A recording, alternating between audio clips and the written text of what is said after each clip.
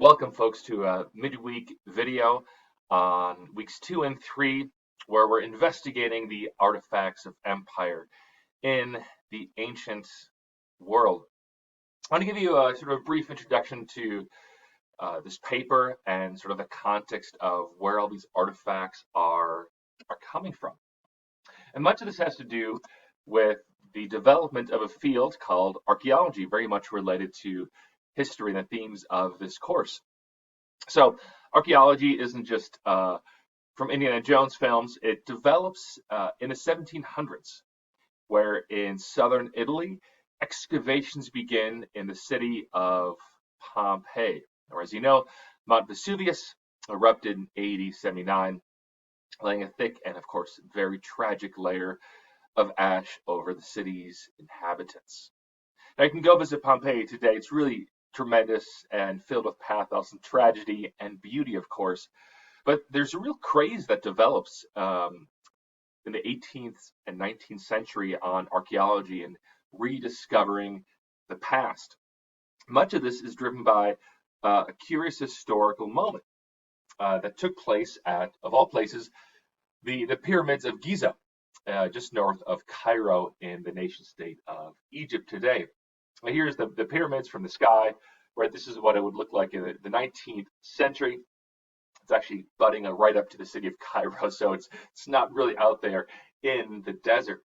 But in 1801, Napoleon, seen here in this image, in the midst of his adventures around Europe, invades Egypt, defeats an army of the Ottoman Empire as part of his strategy.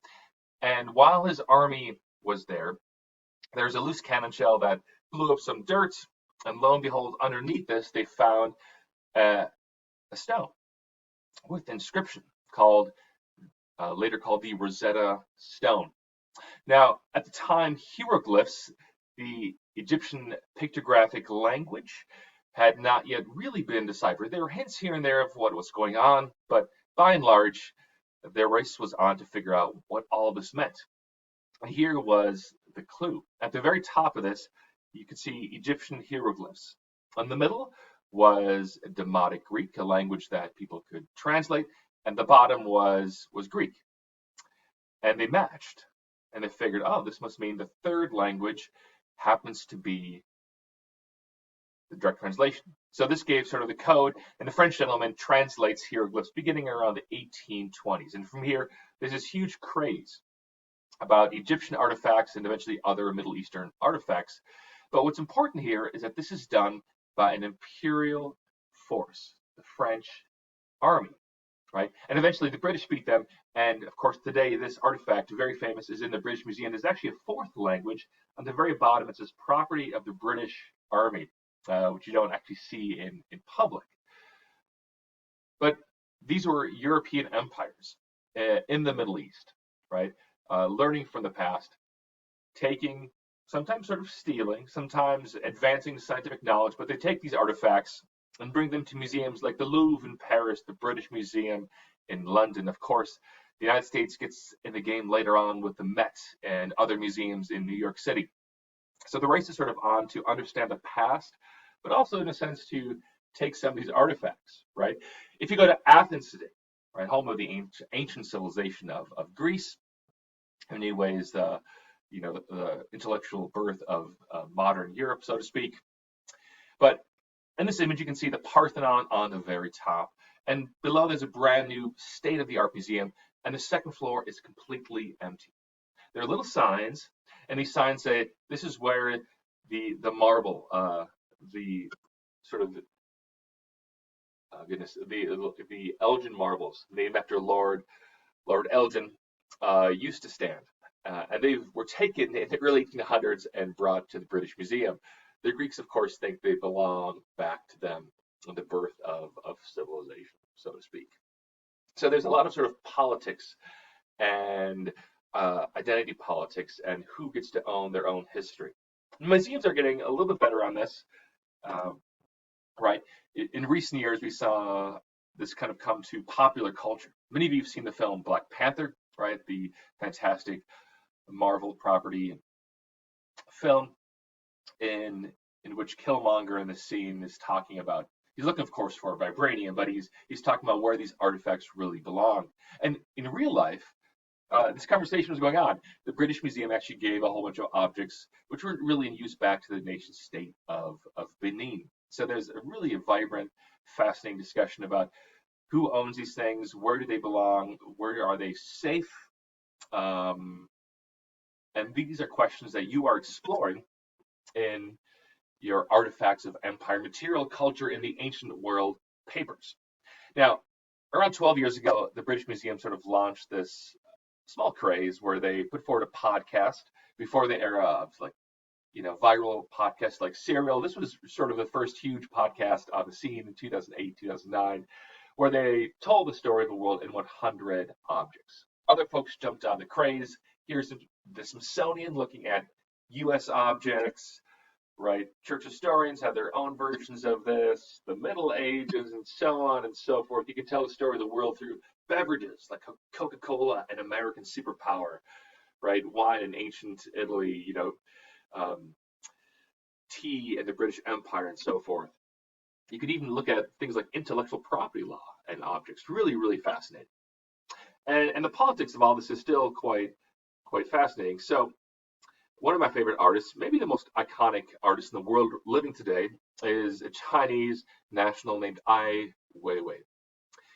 In 1931, he's living in communist China. In the communist world, these folks had not much of regard for anything that happened prior to the Communist Revolution of 1949. Nothing before this era, this glorious era of the rating future mattered, according to the communist authorities. So Ai Weiwei called it bluff. He's like, Chinese history doesn't matter? Fine. I'll take this ancient Han piece of pottery, and in a famous photograph, he took kind of a rapid shutter fire, and he destroyed this object. Essentially saying, if history doesn't matter, I might as well do this. Of course, he would do other things as an iconic artist, right? He would paint on these pieces of pottery. This is lovely. This next image landed him in jail for 3 years, right? Coca-Cola on ancient Han pottery. Very much a provocative artist. He's still producing beautiful artwork as he's living as an expatriate in Berlin, in Germany. So objects aren't just objects, right? They're not just telling a historical story, they're telling a political story as well. And this is what you're investigating in your papers this week. Now,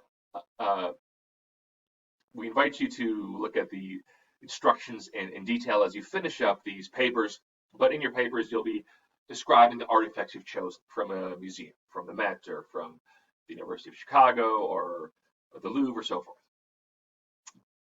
And you'll do so winsomely and hopefully not too dry.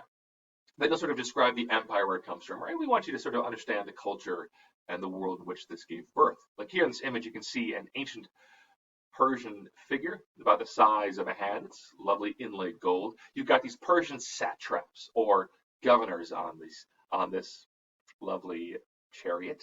But they're sort of signaling how they're this multicultural empire. They're wearing Assyrian beards. They've got a little Egyptian god on there. They've got like Northern Indian horse style. So like they're projecting a very multicultural, religious freedom kind of empire, right? Objects say a lot about what we are. So the third part, you'll describe what it was doing, what's the purpose, if any. Some of you might know exactly, some of you might be guessing or kind of surmising what it is. And finally, you'll sort of talk about the politics. What is it and how did it get there? All right. Thank you for all your hard work so far, and I look forward to engaging in these papers. Have a good week. All right, a few more things, I guess. One is I invite you to have a clever little title. Right, here's a paper from a few years ago where a student looked at an amulet, a little ring from Amarna, this religious revolution in Egypt. And so it starts with a clever alliteration, like the amulets of Amarna, this town from Egypt, and then it kind of gets into the specifics. So title your papers like a book in many ways.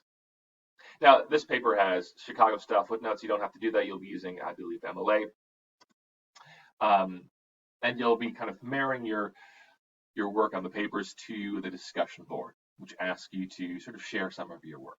All right. Best wishes on this project. See you next week.